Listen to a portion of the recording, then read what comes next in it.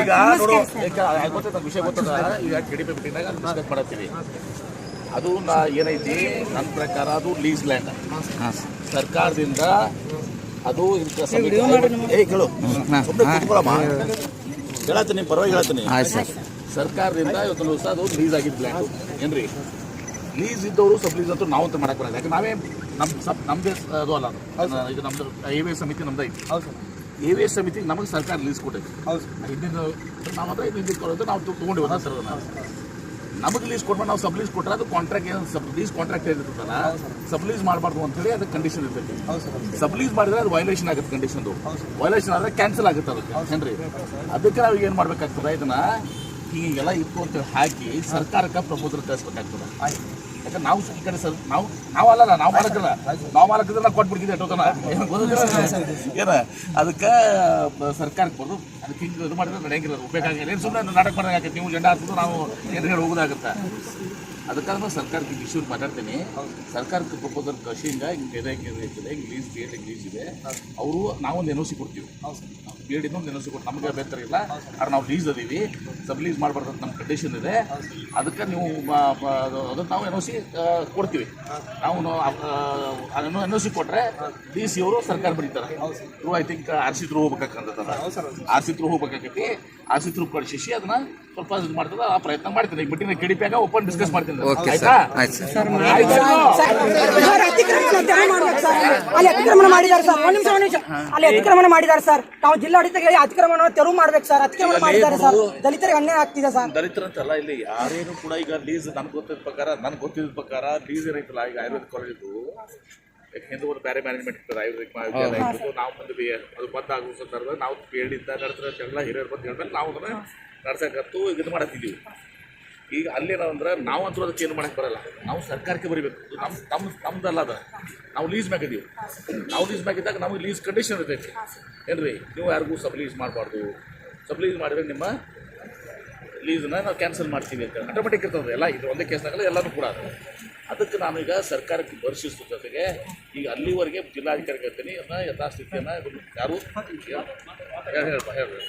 25 ದಿವಸ ಆಯಿತು. 25 ಜಿಲ್ಲಾಡಳಿತ ಕೂಡ ನಿರ್ಲಕ್ಷ್ಯ ಮಾಡಿದೆ. ಆಮೇಲೆ ಲೋಕಲ್ MLA ಅವರು ಕೂಡ, ಶಾಸಕರು ಕೂಡ ಅವರು ಅದನ್ನು ಚಕರೆ ಎತ್ತಿದಲ್ಲ. ಅವ್ರ ಸಂಬಂಧ ಇಲ್ಲ ಅನ್ನೋ ರೀತಿಯಲ್ಲಿ ಅವರ ಇದು ಇದೆ ಸರ್, ವರ್ತನೆ ಇದೆ. ಅಲ್ಲ ಸರ್, ಅದನ್ನೇ ನಾನು ಇವ್ರಿಗೆ ಹೇಳ್ತಾ ಇದ್ದೇನೆ. ಅವ್ರ ಆಫೀಸ್ ಮುಂದೆ ಧರಣಿ ಹೊಡ್ರಿ ಅಂತ ಹೇಳಿದ್ದೇನೆ ಸರ್. ಇವರೆಲ್ಲರಿಗೂ ನಿಮ್ಮ ನ್ಯಾಷನಲ್ ನಾನು ಈಗ ನನ್ನಿಂದ ಆಗ್ಬೇಕಾಗಿದ್ದೆ ಎರಡು ಕೆಲಸ. ಈ ಕಡೆ BLD ಸಂಸ್ಥೆ ಅಧ್ಯಕ್ಷ ಆಗಿದ್ದು ಕೂಡ ಅದನ್ನ ಹೇಳ್ತಾ ಇದ್ದಂಗೆ ನಾವು NOC ಕೊಡಕ್ಕೆ ತಯಾರಿದ್ದೀವಿ. ನಮ್ಮದಲ್ಲ, ನಿನ್ನ ಆಸ್ತಿದಾಗ ನಾ ಯಾರು? ನಿನ್ನ ಆಸ್ತಿ ನಾವು ಮತ್ತೊಬ್ರು ಕೊಡ್ತಂದ್ರೆ ನಾ ಕೂಡ ಅವನು ಸರ್ಕಾರ ಆಸ್ತಿ ನಾನು ಕೊಡಕ್ಕೆ ನಾನು ಬರೋದಿಲ್ಲ ಕಂಡೀಷನ್ ಆಗಿ. ಅದಕ್ಕೆ ನಾನು NOC ಕೊಡಕ್ಕೆ ನಾವು ತಯಾರಿದ್ದೀವಿ. ಹಿಂಗೆಲ್ಲ ಇದೆ ಅಂತ ಕೊಡ್ತೀವಿ. ಕೇಳಪ್ಪ ಲೀಗಲ್ ಕೇಳಬೇಕಾಗ್ತದೆ.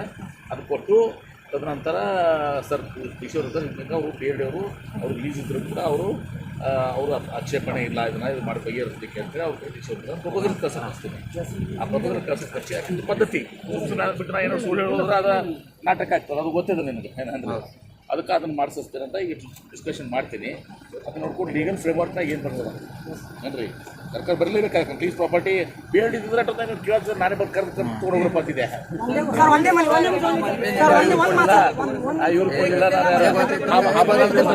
ಈಗ ಹಾಮಲಾಲ್ ದೇವಸ್ಥಾನ ಕೊಡಲಿಲ್ಲ, ನಾನು ಕೊಟ್ಟಿದ್ದೆ. ಮತ್ತೆ ಈಗ ಕೊಟ್ಟೋಗ್ಬಿಡ್ತಿದ್ದೆ ಸರ್. ಜಿಲ್ಲಾಧಿಕಾರಿಗಳು ನಮಗೆ ಸುಳ್ಳು ಭರವಸೆ ನೀಡಿ ಸರ್. ಆ ಜಾಗದ ಸಮೀಕ್ಷೆ ಆಗಿದೆ ಸರ್. ಅದು ಈ ಜಾಗ ಅಂತ ಸರ್ಕಾರಿ ಪ್ರಾಪರ್ಟಿ ಸರ್. ಆದರೆ ಆ ಸರ್ಕಾರಿ ಜಾಗೆಯಲ್ಲಿ ಅತಿಕ್ರಮಣ ಆದರೂ ಸಹ ಸರ್ ಜಿಲ್ಲಾಡಳಿತ ಅತಿಕ್ರಮಣ ತೆರವು ಮಾಡ್ತಾ ಇಲ್ಲ ಸರ್. ಅಲ್ಲಿ ಗೋಡೆಯನ್ನು ಹಾಕಿದ್ದಾರೆ ಸರ್. ದಲಿತರಿಗೆ ಮೋಸ ಆಗ್ತಿದೆ. ಅದು ಅತಿಕ್ರಮಣ ಬಗ್ಗೆ ಮಾತಾಡ್ತಾರೆ. ಅತಿಕ್ರಮಣ ತೆಗಿಸ್ಬೋದು. ಅತಿಕ್ರಮಣ ತೆಗಿಸ ನಿಮಗೆ ಬರೋದಲ್ಲ. ಲೀಸ್ ಪ್ರಾಪರ್ಟಿ ಉಳಿದ ಸರ್ಕಾರದ ಬಸವ ಅಂಬೇಡ್ಕರ್ ಅನುಯಾಯಿಗಳಾದ ತಾವು ನಮ್ಮ ದಲಿತರಿಗೆ ಸಹಾಯ ಮಾಡಿ ಸರ್. ರಾಜ್ಯಪಾಲರಿಗೆ ನಾವು ರಕ್ತದಲ್ಲಿ ಪತ್ರ ಬರ್ತಿದ್ದೇವೆ ಸರ್. ರಾಜ್ಯಪಾಲರ ರಕ್ತದಲ್ಲಿ ಇದು ಸರಿ ಆಯ್ತು. ಇದನ್ನ ಇದು ಅನ್ನೋದಲ್ಲ ಸರ್.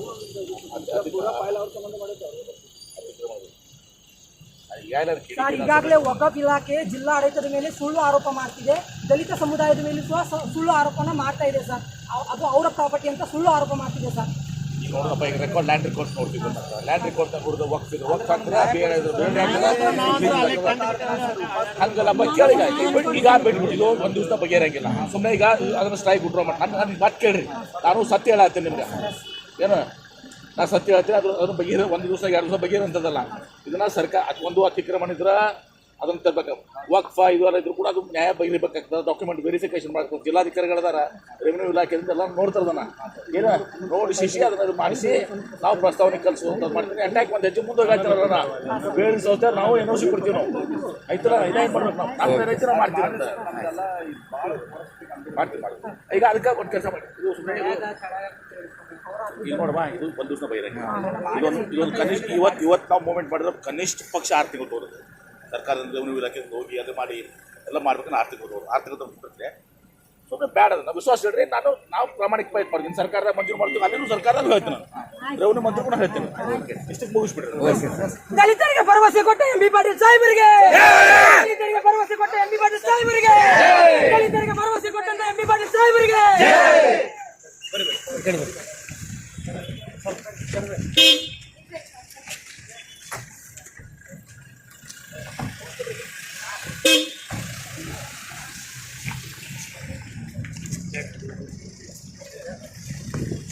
Thank you.